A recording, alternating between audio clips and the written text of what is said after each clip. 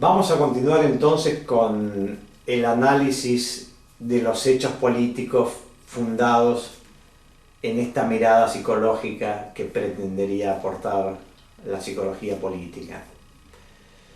Después de la charla anterior, una pregunta casi obligada era relativa al grado de objetividad que tiene la psicología política, que eso en última instancia toca el tema de cuál es el alcance y el valor, la validez de las explicaciones.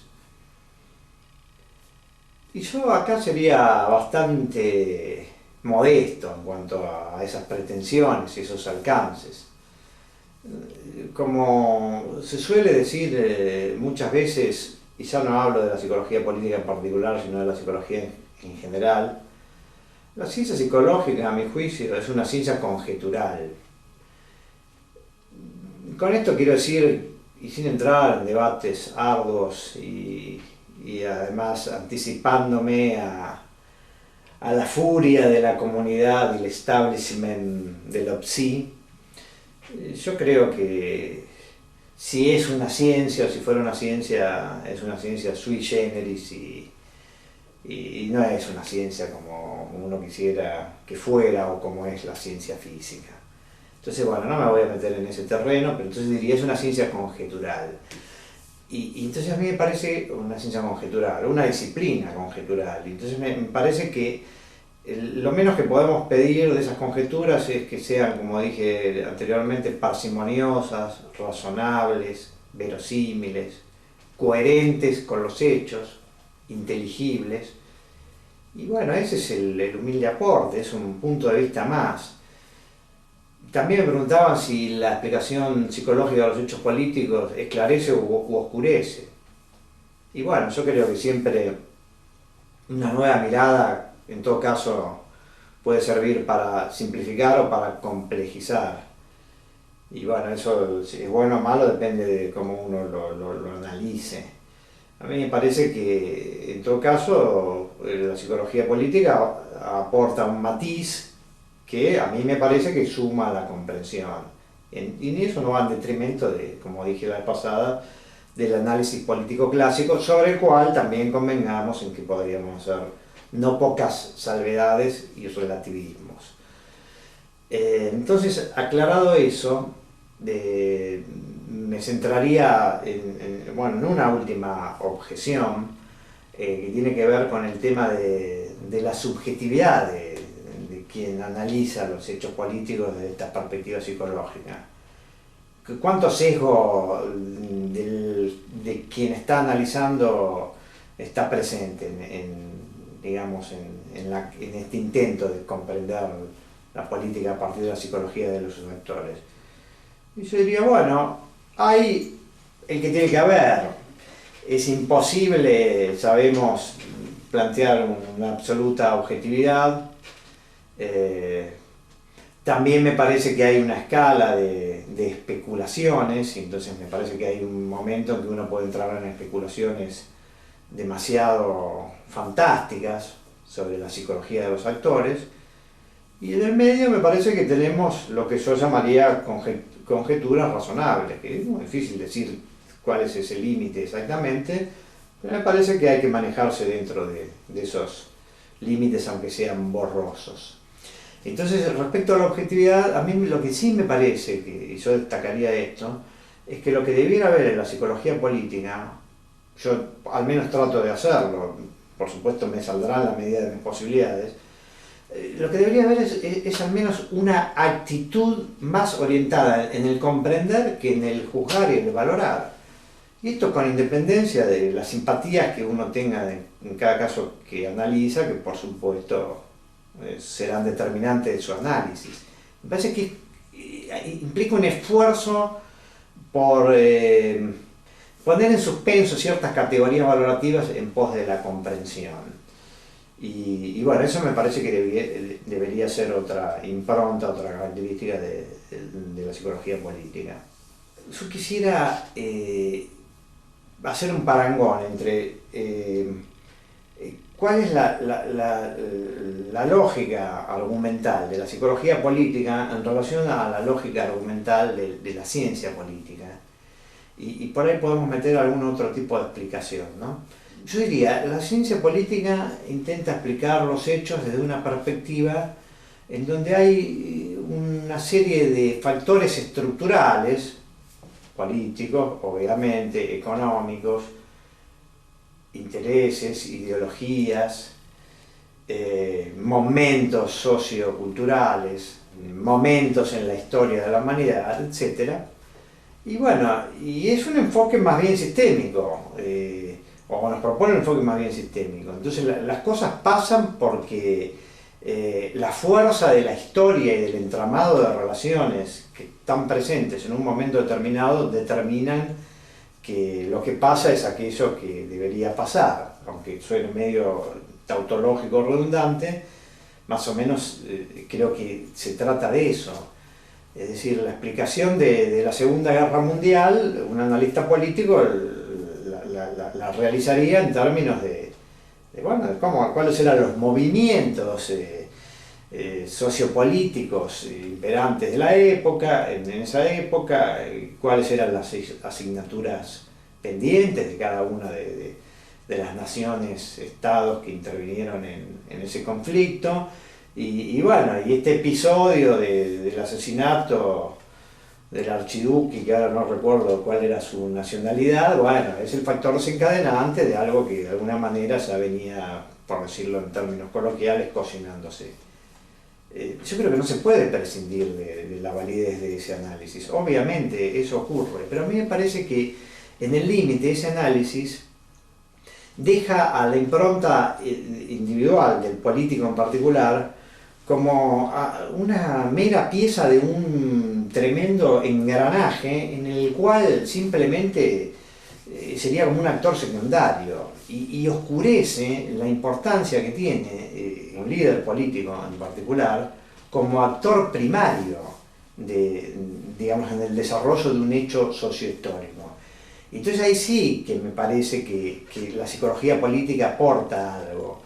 Y ese aporte tiene que ver con que las estructuras determinan lo que va a ocurrir, pero a su vez hay muchas veces hechos particulares de los actores políticos que también influyen, inciden, catalizando, precipitando esas estructuras o creándolas. Esto es lo que decía yo la vez pasada como algo muy simple, pero me parece que es sostenible. No hay nazismo sin Hitler. Alguien puede decir, bueno, pero el espíritu del fascismo estaba, digamos, merodeando en Europa. Ya había un antecedente con Mussolini. Sí, por supuesto, pero me parece que las características que asume el nazismo desbordan al espíritu de la época. Entonces me parece que la impronta de un Hitler determina el horror del nazismo, el holocausto y bueno, todos temas que no viene el caso ahora considerar, pero bueno, que han sido considerados por muchos historiadores. Entonces acá tenemos la explicación política por un lado, centrada en lo estructural, y yo quiero ser claro en esto, centrada en lo estructural como si lo estructural de alguna manera trascendiera al grado de libertad de cada uno de los individuos, como si hubiera una especie de estructura transfenoménica determinada por ese conjunto de relaciones que hacen que el rol de los individuos simplemente ser, como dije hace un rato, piezas de ese tremendo engranaje. Vamos a ver en el otro extremo, no el de la psicología política, sino en un extremo totalmente opuesto a la explicación estructuralista. Esto sería la explicación en base al azar. El caso paradigmático sería la explicación en términos del efecto mariposa. Y un caso típico que, digamos, como figura alegórica, que viene al caso, que viene a cuento, es cuando se suele decir que si la nariz de Cleopatra hubiese sido más grande, entonces parte digamos, de la historia de las relaciones entre Egipto y Roma hubiese sido diferente y no hubiesen ocurrido esos amores que en última instancia son hechos pasionales de las personas que desencadenan un conflicto de intereses y un conflicto político y en última instancia una guerra, ¿no? Entonces la explicación en términos del efecto mariposa va en esa línea, es decir, que hay algo fortuito que tiene la virtud de propagar una serie de acontecimientos, y eso va más allá de las estructuras. Hay un sociólogo contemporáneo muy interesante, Nassim Taleb, que justamente plantea la importancia del azar en la sucesión de los acontecimientos y cómo el ser humano tiende a subestimar el rol del azar. Porque en última instancia es complicado pensar que parte de lo que nos pasa se debe a la mera casualidad o a los azares de la vida o su versión en las leyes del destino que estarían escritas en algún lugar inescrutable.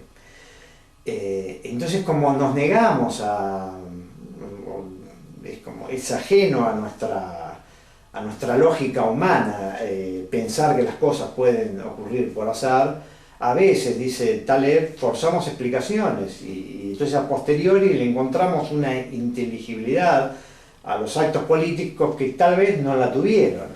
Entonces ahí me voy al otro extremo, tenemos la explicación política en términos estructurales y después la teoría de la preeminencia del azar en los aconteceres de la vida y de la política. Y bueno, y la psicología para mí está en el medio, porque lo que propone es que obviamente las ideologías, que serían un emergente de ese sistema de estructura de relaciones, existen, pero a su vez las pasiones de los agentes políticos de alguna manera las toman a esas ideologías, las incorporan, las tamizan, las mutan, les ponen su impronta personal y al revés, a veces hasta tienen asumen la característica de que encima están por delante, terminan generando esas ideologías. A mí hay una afirmación que me parece que sintetiza esto que estoy diciendo, yo lo había ya comentado en otra oportunidad, que es esa idea que tiene un paralelismo, después vamos a señalarlo en psicoanálisis, ¿no? Pero la idea es que un temperamento determina una ideología, o en otros términos, que las ideologías pueden a veces ser las extensiones de un temperamento. Eso es lo que yo quería señalar cuando hablaba de la resistencia pacífica de Gandhi, que en última instancia es acción política y una estrategia respecto a cómo resolver un conflicto, y es la extensión del temperamento de Gandhi. Entonces acá me parece que lo que es importante es señalar que a veces, o muchas veces, el ser humano cuando asume el rol de político, en su ser político se expresa una pasión. Y las pasiones humanas, una de las características que tienen, estoy hablando de pasiones a largo plazo, no estoy hablando de acciones impulsivas, sino de tener una causa final muy importante en donde a uno le va la vida en eso, ¿no? Entonces las pasiones humanas, la característica que tienen es que se transforman en algo así como obsesiones. Una pasión implica una obsesión. Entonces ahí sí, si analizamos a la Alemania hitlerista, uno puede encontrar o puede postular en forma razonable y conjetural y razonable, cuál es la obsesión de un Hitler que termina produciendo lo que produce. Entonces a mí me parece que ese es un elemento importante para, como dije al principio, contribuir a arrojar un poco de esclarecimiento sobre algunos acontecimientos de tipo político. Entonces, aclarado eso, la idea es continuar con ese análisis que habíamos esbozado de estas 4 figuras presidenciales, cuya acción política, a mi juicio, queda un poco más comprendida cuando uno empieza a conjeturar cuáles son las razones de cada una de esas personalidades que aparecen determinando lo que efectivamente es su accionar político propiamente dicho. Así que bueno, con esto dejamos por hoy, seguimos en la próxima.